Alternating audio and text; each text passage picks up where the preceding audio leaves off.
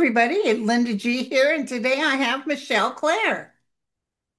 Some Hi, of you guys Linda. remember her. I had her on before, and she's written a book called 101 Ways to Set Your Soul on Fire.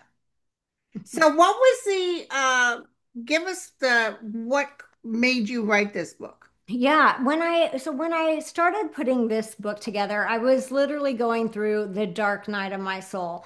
My 25-year marriage had ended in divorce. The kids were all growing up and moving away. The house was going on the market. My life partner had just passed by suicide. And I was really in such a deep, dark place. And this was almost my cry for help to spirit, is what I would say, where it was like, give me inspiration, remind me that I'm here for more than just this. And that is what really started these. And then I would start sharing them on social media, and I realized, oh, yes, these are individual messages, but there were so many people that could relate to them. And truly being able to see that we are spirit having a human experience was my lifeline at that point in time. Right, kept you going. Yeah. And you probably got off on the fact that you were helping others. Yeah. It helps to help others. It It literally does. It makes you feel better. It does. Yeah, it's kind of selfish. Do it for yourself. You'll feel better. But Yeah. but it's the bonus. And what I've found from Spirit over the years is Spirit always says, "Well, Michelle, we've come to serve our own soul first, and when we're doing that, the ripple effect is helping others." And this book is a perfect example of that because what I found is so many people, it just reminds us, "Oh yeah, I'm here. This is temporary." And I And have strength. And you were saying some people just use the book for what's today's message. Yeah. Because a lot of these chapters, it's just like in 77, give yourself permission to simply be. Yes. And then you write a little thing on that. And 76 is embrace this moment. I could see where people could open that up and say, what is going on for me today? Yeah, what's my message? What do I need to know? And these little vignettes were really kind of my lifeline throughout that really challenging time. And it's just been it's also feel good because it's really Spirit's way of loving us and guiding us through those dark times and reminding us that when we get sucked up in the darkness, there's truly a bigger picture at play. Right, right. And also you do a lot of grace, right? Saying grace for what you do have. Yes. I noticed that kind of changed for me. That's when things really started happening. But you're basically giving them the roadmap of how to get towards total consciousness and recreating what it is you need. Yeah, I really am. What I feel about this book is that it's like the life guides book, right? It's the guide to life. Pick a paragraph a day, pick a page a day, and just try to live it just for that day. And what's going to happen is your attitude, your mind, your emotions, your mental health, it is all going to start shifting when you allow yourself to bring in more of our soul and our purpose. So your ability to tap into those who have crossed, was that always with you? That was with me since I was 12. I've always had it to some extent, but when my grandfather passed, he was the first one that I noticed I was doing mediumship with. Okay. Oh, boy. Was he a good guy? He was a great guy. And it was funny because I would tell my mom, well, Grandpa's telling me this and that. And my mom would look at me and say, well, that's what you think he would say if he was still here. And that's when I kind of realized, wait, no one else is hearing Grandpa or having these conversations. And so I just started then to keep the conversations with Grandpa to myself. Then my grandmother transitioned, had the same thing happen. And then I Okay. had three near-death experiences. And each one of those opened it up to a bigger level of connecting to angels and life guides, loved ones in spirit. That's beautiful. Beautiful. You know, I just saw a little thing on Edgar Casey. Hmm. And Edgar Casey said this in one of his writings. He said that some spirits, when they cross, and I didn't know this, but they do things to help the ones that love them as they're going to the other side, like input something, some sort of wish come true. Have you heard of that before? You know, I have. And I've also had what people have talked about, and I've had three of these. These are called shared death experiences. Are you familiar with that term? No. Okay, well, let's talk about it because that's fun. I've had three of these. And what they are is when you are sometimes sitting healthy with somebody who passes, or maybe you're at home and they're at hospice or whatever the situation is, and we get this feeling of love from them. And or sometimes if we're with them, we'll see like a mist leave the body, which would be their soul, or maybe the curtains wiggle. But basically, what happens all the way up to people reporting, hearing, and seeing their loved one's life review, somewhere on this spectrum we're being shown that our loved one is okay. And during this shared death experience, now people are left with this feeling of healing and being able to be like, if you're okay, I can be okay here because I know I'll see you again. That's beautiful. But actually, that according to I'll find the where I got it from. It was on YouTube. That apparently he's saying that they actually can create. I noticed something about actors, Hmm. famous actors that win Academy Awards. They usually have someone who crossed on their side of the family, an immediate person. Right. And I see that with my clients all the time, as far as their loved ones in spirit, bringing gifts in or opportunities or Yeah. doing things to help them here. But 100. a lot of times I've heard them tell me, I tell them I can't help them from here. They say Oh, that to wow. me, but Yeah. obviously I could have the wrong input. Well, I don't think that, but I would say this, as humans, we have to be open to it too, because we have That's free true. will. So if we're walking around saying there's no one helping me, I'm on my own, it's just me being Yeah. on the ground, then we are cutting off lifelines to help that we have available to us. And then there's also the ones that are too connected. They're constantly in grief for the loved one, which doesn't help the loved one or help them. Absolutely. And when I've had clients like that, if they're open to it, we start talking about it becomes at some point a conscious choice.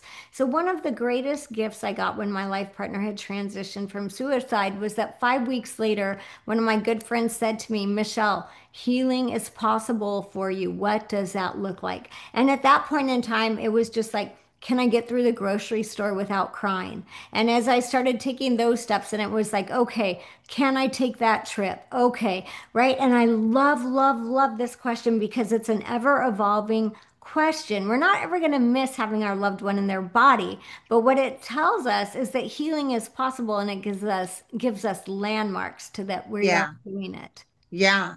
Because even in losing a relationship, if it's by death or if you broke up with someone, sometimes there's some major healing needs to take place. 100%.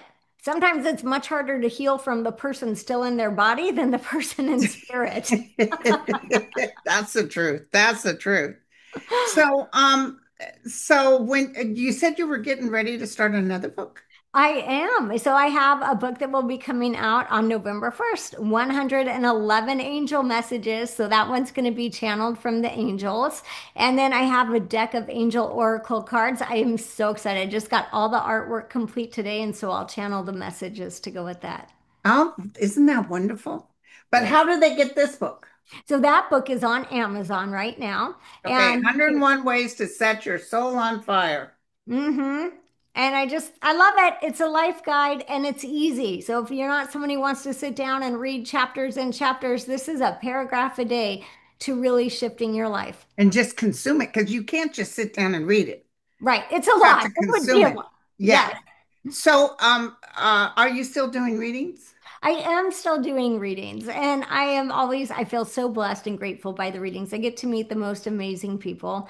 Are And you booked like through the year or no, actually, I'm only booked, I think maybe 6 or 7 weeks out. So that's not bad? no, I've got plenty of room. I've got plenty of Okay. room to So help we'll people. put your stuff in the bottom of this video so people know how to get a hold of you. Oh, thank you. But your life's going good, huh?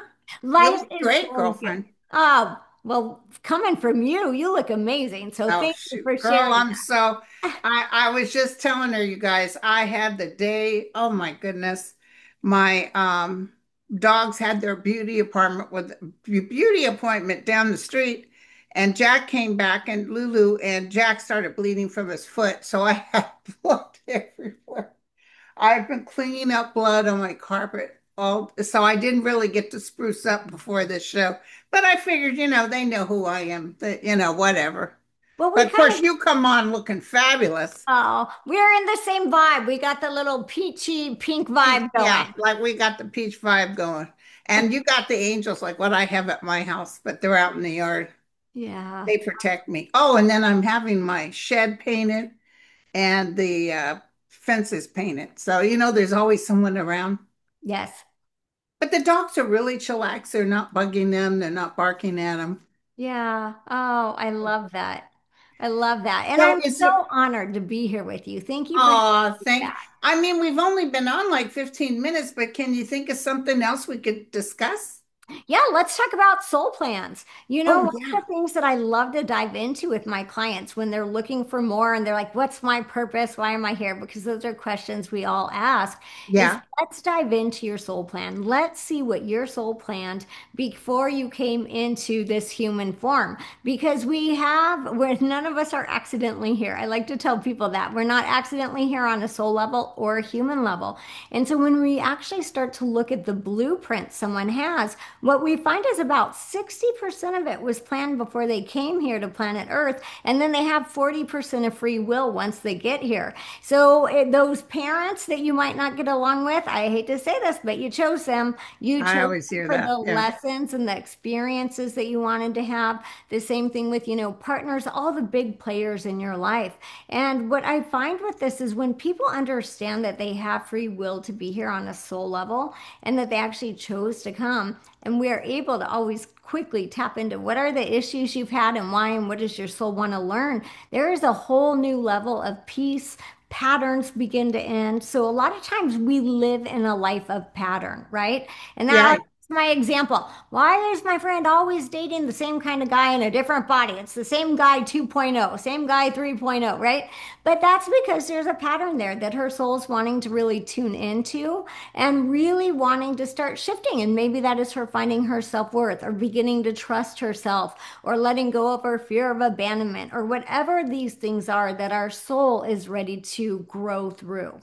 Right. Right. So, like for me, my soul plan, what I was supposed to do, which was prophesized by a psychic who's now deceased, probably didn't start until I got cancer.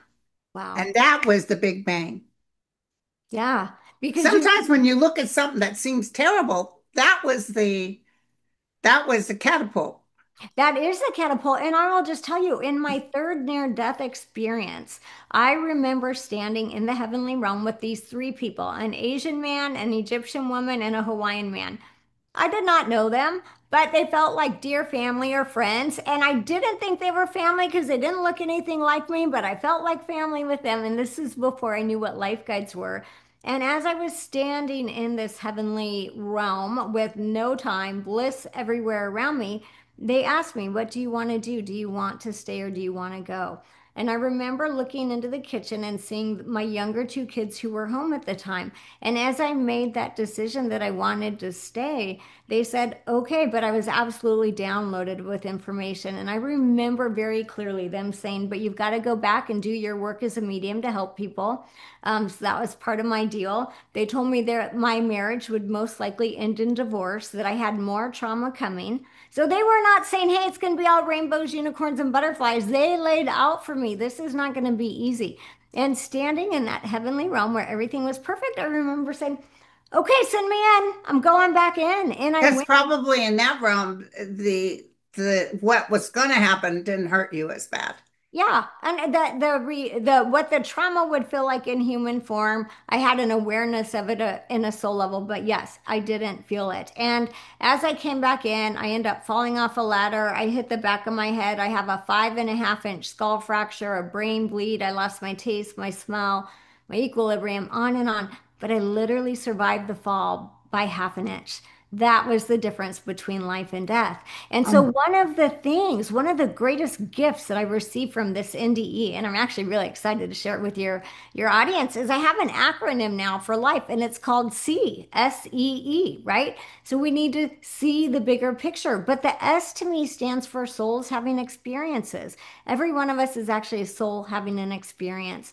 The E is everyone is seeing life through their own lens. And then that last E is everyone is doing their best. So yeah, when we can see the big picture, we actually begin to show up as ourselves in alignment. that's beautiful. That's beautiful. Oh, So, and the other two, was that your last NDE? that was my last one. That was pretty significant. It was truly the only one where I really got the choice where it was like, all right, Michelle, get it together or you're coming home. And so Right. And did you have that feeling like people have? Oh, it's so beautiful here. I don't want to leave.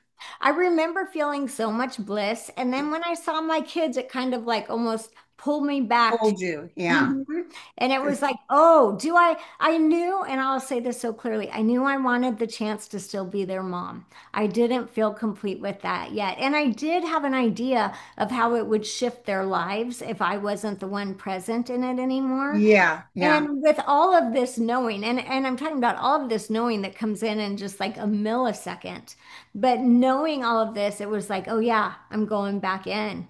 And Yeah. at that point in time, after, I had the head injury, boy, I literally couldn't even sit up because my vestibular system was shattered. I had so many challenges with that. But as I came back in, I always knew I was going to be okay. So they sent me to one hospital. And then they had to send me to another. I had a brain bleed. They didn't know if the bleed was going to stop on its own, all of these things like that. But I had what is the biggest gift that they could have given me on my way back, gratitude. So I got to the point where when I was able to start sitting up and walking and things again, I started to notice that my taste and smell were gone. And worse than taste and smell just being gone, I actually had phantom taste and smell. So, what that was for me is that if a smell was triggered, I would smell what I believed would be rotting, dead, burning bodies. And I would have this smell come in and I would taste it. And I would absolutely have to vomit because it was so horrific. And it's phantom taste and smell. And so I had a million challenges after this traumatic brain injury, but I got the gift of gratitude. And I remember being able to come home and we forget how much our smell keeps us present in the moment. But like when you hug your kids and you can smell them, you smell their Smell hair. their hair. Yeah. Yes, right. And I would hug my kids and I wouldn't get that sense. And it was so sad for me. And then I would just say, I'm so grateful that I get the opportunity to raise you. I'm so grateful that I still get to be your mom. And truly, gratitude was what carried me through that time period. Wow. That's wonderful. So was the ex-husband a past life incarnate that was supposed to come in? Yes, that he was not a mistake, even though I might have told someone that in my human life. I I always talk about my mistakes. Yeah, I know. Okay, human Michelle might say that.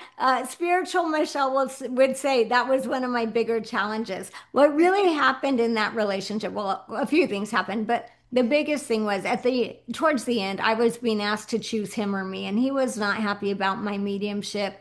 He didn't want me to do it, and so that Interesting. He fought you on that. Who fights people on that? yeah, well, literally, when I told him I had filed for divorce and we were sitting at the table, he said to me, in my defense, I didn't know I married a medium. And I said, in my defense, I didn't know you did either because I was 23 when I was married. I had no idea I was going to become a medium after three near-death experiences. But I think it challenged him. I think it scared him. Um, Obviously. yeah, and so that was kind of every step that I took closer to myself was a step away from him. But the difference was that I had this clear vision of that third near death experience, and I absolutely remembered this was part of my agreement to get to come back. Right, right. But was his relationship with the kids good? Um, yes. I Good. mean, for the most part, Yeah. there's always stuff. Welcome to Earth, but yeah, You for know, the I saw a lot of men not being able to handle when I was in nursing school. I wasn't married. But a lot of men not being able to handle their wives becoming nurses. A lot of divorces happen. Wow. Yeah. And one of the things that we know too, just from the groups that I work with, like IANS Institute, it's for afterlife near death studies. About 80% of people who have a near death experience end in divorce. So, what happens is when we touch that other side of the veil and we come back with this knowing, and it literally does change you. You can't go there and not get changed, right? Right, You do come back a different person. And so, a lot of times, marriages will end in divorce because you're more open, you have connections, you have abilities, you have a knowing maybe that you didn't have prior to that happening. And it right. can't help but change the way you live your life and the fabric of your soul. So can you date now without do you bring it up or what? Oh yeah. I mean, here's the thing. I'm at the point now in my life where this, if you don't know I'm a medium, we're probably not good friends, because this is who I am. This is what I do. And so obviously people in my life as friends, people in my life who'd be a romantic partner absolutely have to be okay with it because it is the fabric of my soul and it's what I'm meant to do in this Right. And there's a lifetime. lot of guys out there totally loving it. They think that's great. Yeah, the world is opening up to it, and I know it's because we need it now more than ever. And so when somebody like you or myself or somebody who comes in and holds the light for humanity to evolve, it's the most important thing that we can do at this point in time. And like I keep telling people in these trying times, you got to stand in and know that this too shall pass and be as conscious as you can. Don't look behind you or forward. Be in the now and all the magic happens. 100%. 100%. And the other thing that happens in the now is alignment. That's when we are aligned with our higher Yes. self. Yes. And our alignment is the ripple effect that will help shift the human collective consciousness. So Exactly. more than ever, it's so important. And I get that message a lot when I'm reading for people. It's truly that know thyself message. Trust your internal compass. Yesterday, I was doing so on Mondays, I'm on YouTube and I do a YouTube live where people put their questions in the chat. Oh, And I you guys will put her YouTube link down below. Oh, thank you. Yeah, come see me because you can put a question in there and I get to answer it live. So it's so much fun. Oh, Um, that's great. but one of the questions, is really about like, where are we going in this world, right? And I know that it feels scary at times and that there's a lot going on. But the other thing that I want to say about this too, this question was also based on does AI, is it a clear channel to spirit? And here's what I want to say. So as people are learning to know themselves, our own internal compass, our own soul and map of discernment has never been more important than it is today, literally in all of history. Now, does AI access some information that is esoteric? Absolutely, it does, but not all of it is accurate. And if we're not using our own discernment on that Yes, feels right, that doesn't feel right, we're going to be in a lot of trouble. And I mean that across the board with what your friends telling you, with the news, with AI, with everything that's happening in this world. It's never been more important to be in alignment and know yourself and use your own discernment. Trust your soul. exactly. Now, have you had any dreams or any prophecies coming up of anything you're noticing or, I predicted flooding. I said all I see is floods for 2025, and that's exactly what's happening now. Yeah. Are you getting any sense of anything? We don't have I to have disasters. Yeah. No, I mean, I am getting a sense of a few things coming in. So, normally the planet Earth cleanses itself with water and fire. That's the natural way for the planet to cleanse itself. So, yes, those things are happening. We saw what happened in LA. Those things are happening, right? The other thing that I'm very much aware of is we do have an ET presence already here on this planet. Yes, yes, And they are getting closer and closer to being more known, more visible, and not so maybe not. And because of that, here's the thing: the people in charge know that this is going to create panic for some people, but they're here to help us, and they're here to help us evolve. The ones that are already here are working with us, and we yeah. need to understand that. And as we can greet them with an open heart and an open mind, It's really going to be a huge opportunity for humanity to evolve. And I will say this, I think that they're going to become um, obvious within the next 2 years max. Wow. We already have Well, controlled leaks about UFOs, but oh they, yeah, but they're already talking to some of the higher masters right now. yeah, I had an exactly. encounter with one that talked to me, and it was very all-knowing. It's Yeah, almost like angelic kind of energy, but he was actually from a different universe. yeah, yeah, And that he told me, that man has free will. So unfortunately, they look at us destroying ourselves, but they can intercede if there's nuclear going on. absolutely, because that ripple will go throughout the universe. It cuts And the fabric. yeah, absolutely. And so they are monitoring us closely. But I would just say for the people who are worried or skeptical about it, that's not a good energy to be in. Just leave it in your file of possibilities. There Just you go. better to be neutral, like, well, maybe, maybe not. We'll see, than to go feed into fear because that's not going to help anyone. Right. I had a girlfriend, Tana, and she took me to Sedona, and we went to some professional lady that's written a bunch of books by it. And I'll be honest with you, I wasn't necessarily a believer. She Hmm. took us out not with the night goggles, with the military goggles. Those are like $3,000 a piece used on eBay. Wow. And we looked through the military goggles, and I'll be doggone if I didn't see like two ships going straight up and then like that. Yes. And sometimes if you did the light on them, they would expand and glow like hello and then go Uh-huh. back. And it was so much. We saw 53 or 54. And I was so high as a kite. We had a rental car, and her and I were driving back to the hotel, and the cops pulled us over, several of them. And I pulled over, I think, in a Safeway shopping center. And the guy had the lights in my eyes, and he said, "Do you realize you don't have your headlights on?" I said, "Oh my God, no, I'm so sorry." I said, "I was just so excited. We just saw 53 UFOs." And Tana was like, "Yeah, we hadn't been drinking or anything." And I Right. gave my ID. The guy checked my ID. And he goes, lady, I've lived here 20 some odd years. I've never seen one UFO. And he looked native. He wasn't no white man. He looked like a native man. So I was surprised he hadn't seen any. Because I'll tell you, a lot of native people who live out there, they see them all the time. Absolutely. And when you look into native cultures, they talk about coming from the stars and our star Yes. family. So they're very open to it very often.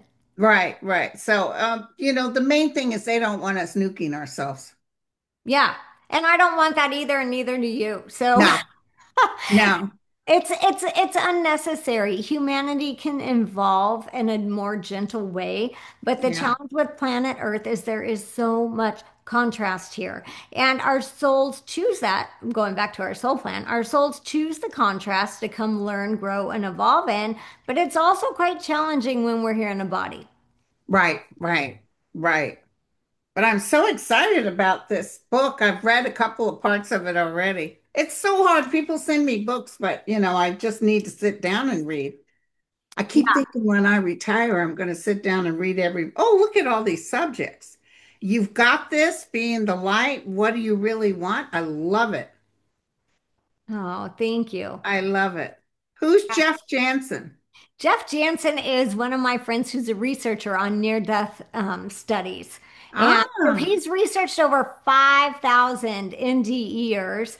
And it's amazing because here's one of the things we know about near-death studies. It doesn't matter your age when you die, your gender, your race, your religion, or how you die. Everyone is reporting finding the same things on the other side: love, compassion, light, their family, their dog, whatever it is. And so, what's really beautiful about this is we can kind of scientifically prove there's no explanation for why the young boy who dies in South Africa has the same experience as the yes, girl in Canada who has the same experience as the old lady in China. You know what I mean? It's like, but we are experiencing this phenomena worldwide, and it's because to me, this is the true nature core fabric of source.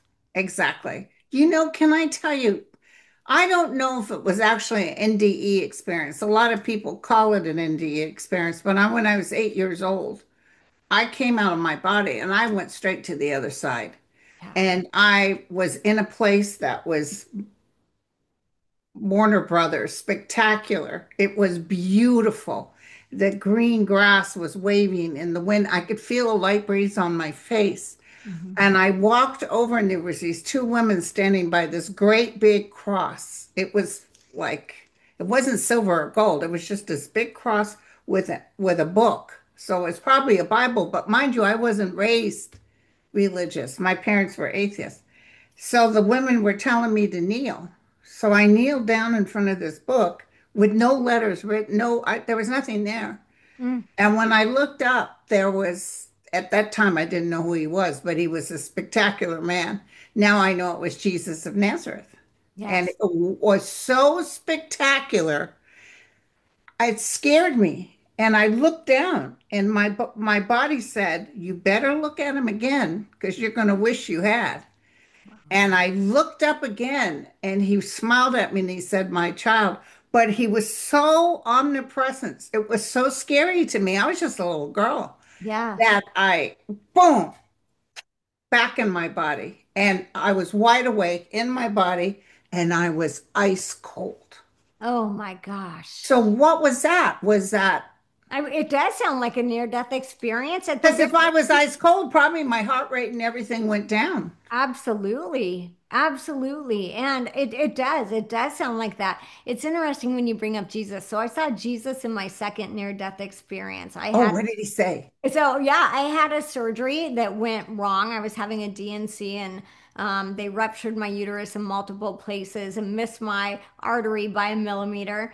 So, but what I remember in this, again, leaving, well, my beautiful white German Shepherd walks in, laid her head on the gurney in my operating room. She was already in the heavenly realm, and we're gone. And we are on this phenomenal beach, exactly like you said, colors that we don't have here. Everything radiates light and And love from it's the like this inside. softness. Yeah. Mhm. Yeah, it comes from the inside out. And so I was on the beach with my dog and we were telepathically communicating. She was happy I was there and all of these things. And my younger son, my son, who was 6 weeks old at the time, he was scared. His soul knew I was leaving. And I remember going to him and say, I'll find a way to stay. I'm not going to leave you. And I started praying. So I was raised Catholic and I started praying and I said, it's not my time. My kids still need me. The next thing I know, I'm in the operating room. Jesus walks in, but Jesus walked in as my best friend, not pray to me or confess your sins or anything like that. I see the operating room light up in this beautiful golden white light. And the next thing I know, I'm waking up in post-op, and my 45-minute procedure turned into a 3.5 hour emergency surgery. So since then, what I really came to realize is that whether you believe in Jesus or not, he's a friend to all of us. And That was him. I'm telling you, yeah, because then the next day I told my mom, there was this, because she was raised Catholic, but she uh-huh. really was disappointed with the Catholics because of what they did to the Native Americans. Her mother died Mm, in an Indian run hospital by white nuns, you know. So yeah, anyway, there was always that bitterness with her. But right. she said, "I think that's Jesus of Nazareth." And so then as in my research, I found out that was him.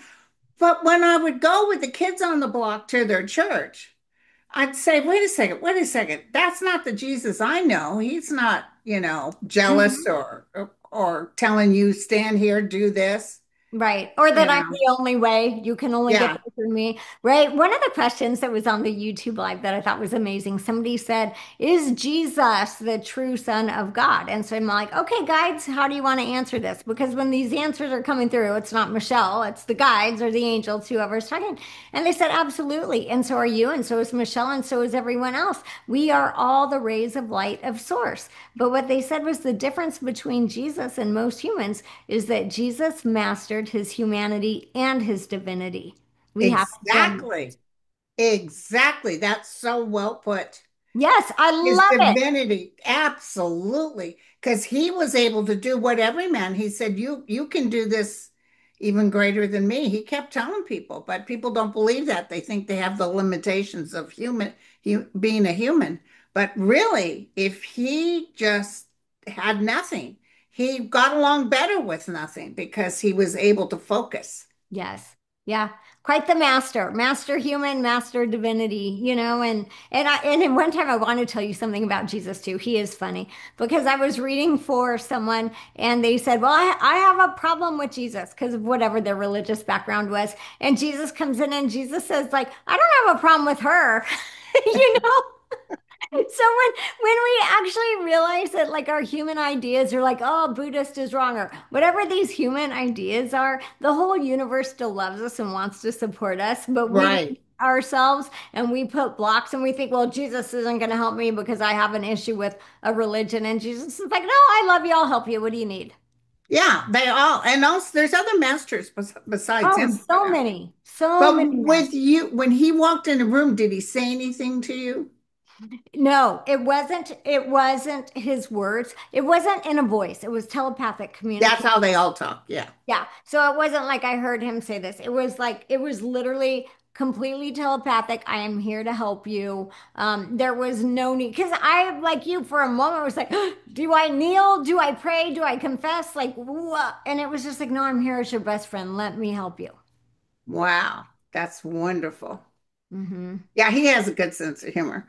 But the thing is, the guy that's with me, there's a man. It's not Jesus. Uh-huh. There's a man, the one that told me when I was walking the path, when I was begging for my life, there's a man that said to me, when I was begging for my life, "Yeah, Linda, you know there's no such thing as death."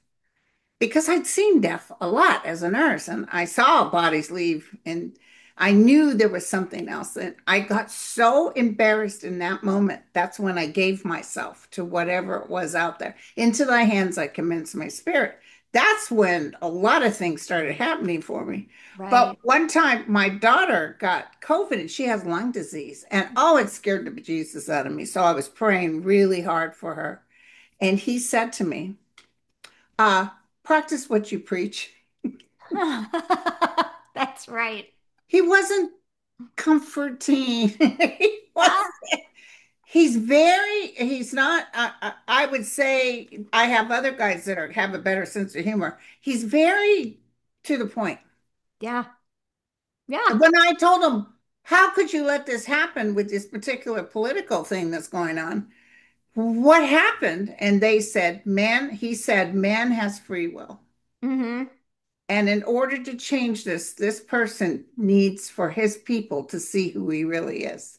And that's when you'll notice. That's when things will change. All of this, as crazy it is, even with cancer, I bless my cancer because it catapulted me to a new beginning. Yes. So, Isn't that interesting? I mean, yeah. when we get news like that, or we have traumas in our lives, loved ones passing, part of us wants to just stop. We just want to stop, Oh, want to be done. We want to check out. It's what we never wanted to hear, see, or feel. And if we can allow ourselves to keep going through that, we yes. become the biggest, best, brightest part of our soul that we can on this planet. What really helps, especially as my awakening happened and both my mother and father died, I probably didn't suffer as much if I'd not had that happen because I knew they were in a better place. Hmm. I had that comfort going. Yeah. Like they're fine, you know. But Yeah. when I was younger, the thought of losing my mom or something, I didn't see how I could live through it. But it's interesting as you get step above it and they're going to be okay. Everybody's okay. Absolutely. And my guides have even told me, they told me this years ago, they said, you're not afraid to die, you're afraid to live. And I was like, oh, that's true. Because I'm not. My soul's like, can I check out now? Is it time to go home? When's this party over? Right? Oh, doesn't it's wonderful living without being afraid to die. Yes. What a gift, right? But it is harder for me. And I'm to be very clear, I'm good. I'm in a good mental space. I'm not Yeah. checking myself out, right? But the energy around that is being on earth is the challenge. Being at home is Oh, being here and to watch other people suffer. mm-hmm. And you can't do everything, and you're not going to complete everything, and you can't help everybody. Right. And people get very phobic, what can I do? You can't. You're just not going to. And give your time to mourn. It's okay. Yes. Yep. So, It's part of the human experience. right. Well, this was wonderful. Thank you so much. Oh my gosh, thank you for having me on. It is always such a pleasure to connect with you, and I'm really excited for my book to get to inspire more people. 101 Ways to Set Your Soul on Fire. Michelle Clare, and it's www.michelleclaire.com, right? .net. .net. And Yes. you can get on her website, you can get a reading. You can order the books from Amazon, though. Yeah, the books are on Amazon, and Is then that on audio yet? it No? is not Oh, yet. No, it's on Kindle. Audio is coming. okay. I did audio. Tana helped me. That's a pain in the pachicas.